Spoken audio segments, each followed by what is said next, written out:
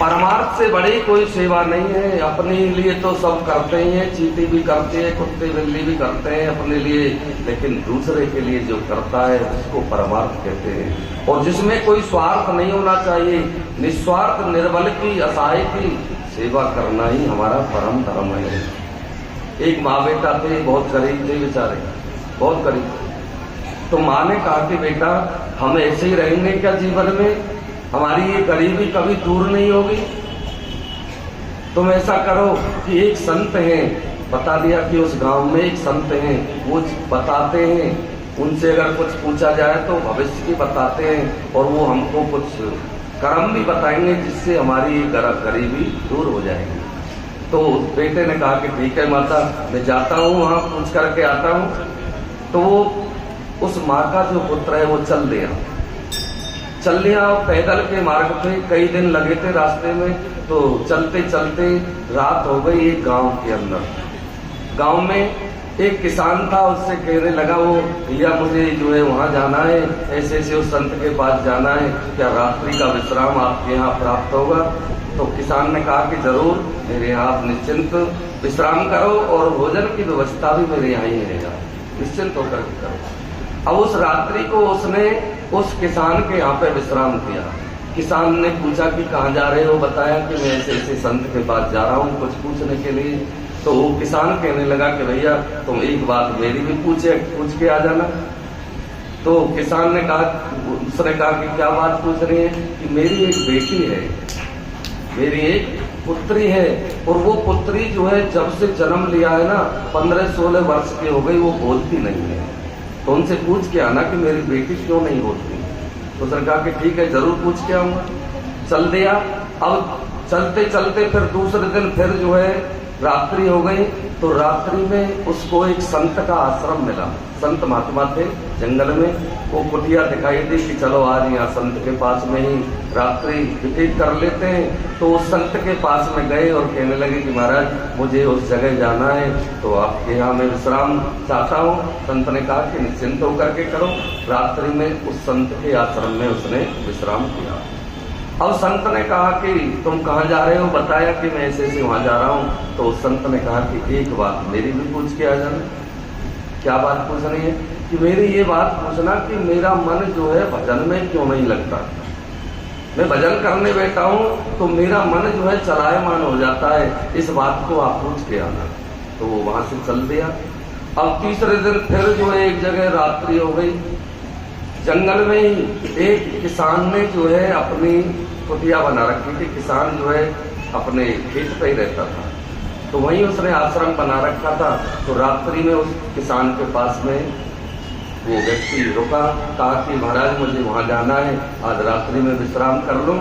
तो बताया, कहा कि आप निश्चिंत होकर के विश्राम करो। तो वार्तालाप हुआ, कहाँ जा रहे हो, बताया कि मैं उस संत के पास में जा रहा हूँ। तो किसान कहने लगा कि मैंने भी सुना है वो संत बहुत अच्छा बताते हैं, सत्य बताते हैं, तो भैया मेरे लिए भी एक बात पूछ के आ जाना।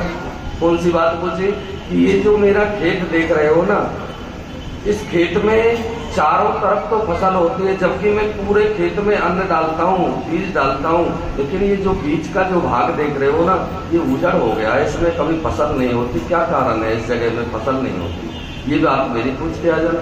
कि ठीक है जरूर पूछ के आऊंगा। तो वो चल दिए, पहुंच गया उस संत के पास में।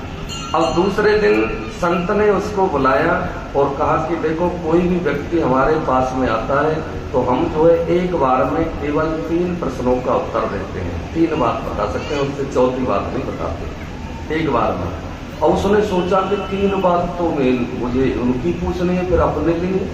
तो उसने सोचा कोई बात नहीं, मैं अपने लिए फिर देखूंगा, जिन्होंने मुझे रात्रि में भोजन दिया है, विश्राम दिया है, उनकी बात पूछ लेता हूँ। तो उन तीनों की बात जो है संत से पूछ ली, अपनी बात फिर भी नहीं पूछ पाया और वो मार्ग में वापस लौट के आने लगा। अब जब लौटा तो सबसे पहले वो किसान मिला खेत पे।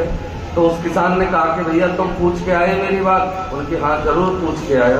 तो क्या बताया कि इस खेत में इस जगह पे जो है अन्न क्यों नहीं होता। तो उसने बताया कि ऐसा है, मुझे जो बताया है ना, इस जगह पे जो अन्न नहीं हो रहा है ना, यहाँ पे तुम्हारे खेत में धन गड़ा हुआ है, धन गड़ा हुआ है। इसको खोद करके देखो। तो किसान ने जो है रात्रि में ही उसको खोदना शुरू किया, तो कितने जो है वो निकले, कलश निकले जिनमें हीरे मोती जवाहरात सोना चांदी भरा हुआ था। इतनी संपत्ति निकली उस भूमि में। तो किसान ने प्रसन्न होकर के उसको भी जो है उसमें से आधी संपत्ति दे दी कि तुम भी इसके अधिकारी हो, आधी संपत्ति उसको दे दी। फिर वहां से लौटा तो संत का आश्रम, जो जिनका भजन में मन नहीं लगता था, उन्होंने प्रश्न किया कि पूछा कि भैया तुम मेरी बात पूछ के आए कि मेरा भजन में मन क्यों नहीं लगता। तो उन्होंने कहा कि जरूर पूछ के आया। तो उन्होंने ये बताया है कि आपके पास में एक हीरा है, हीरा।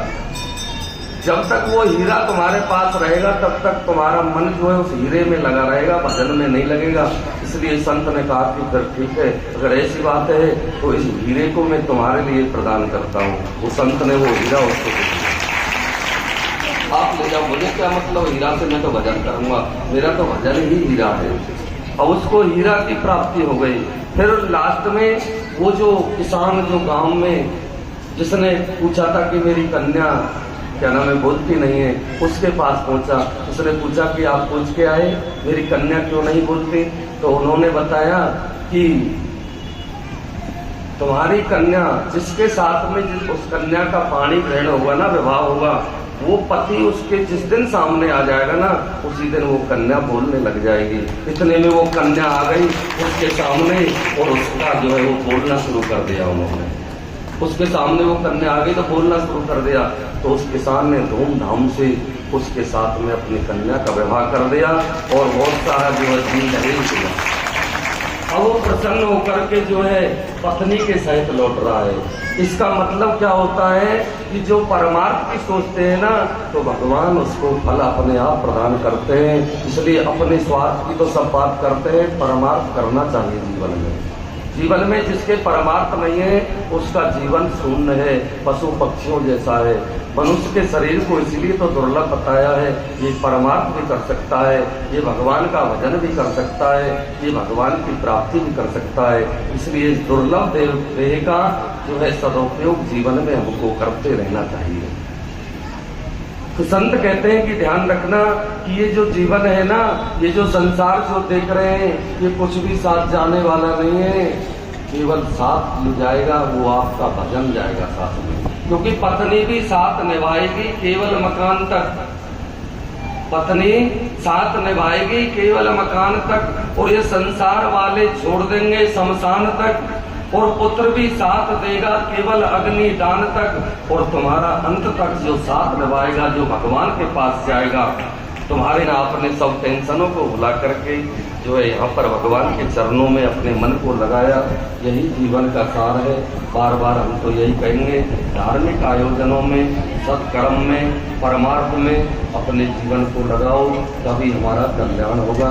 हमें अंत में सरवारा परिवार को, महावीर जी को, उनकी माता जी को बार बार यही जो है शुभकामनाएं करता हूँ कि जीवन में ये ऐसे कार्यों में लगे रहें। भगवान ने खूब दिया है, भगवान ने अगर दिया है तो उसका सदुपयोग नहीं किया तो फिर क्या है जीवन में? जीवन शून्य है, सब यही पड़ा रह जाना है समय समय पर। और ये देखना महावीर जी आपने ये अनुष्ठान कराया है, इस जीवन में सबसे बड़ा अनुष्ठान है, ध्यान रखना, सबसे बड़ा अनुष्ठान, क्योंकि ये ज्ञान यज्ञ है। आपके द्वारा यहाँ ज्ञान की अमृत की वर्षा हुई है और उस वर्षा में सबको छींटे लगे हैं, सबने स्नान किया है, तो इसका फल आपको बहुत बड़े रूप में प्राप्त होगा। ध्यान रखना, बहुत बड़े रूप में प्राप्त होगा, क्योंकि सबसे जो बड़ा धन है ना जीवन में, सुख शांति है।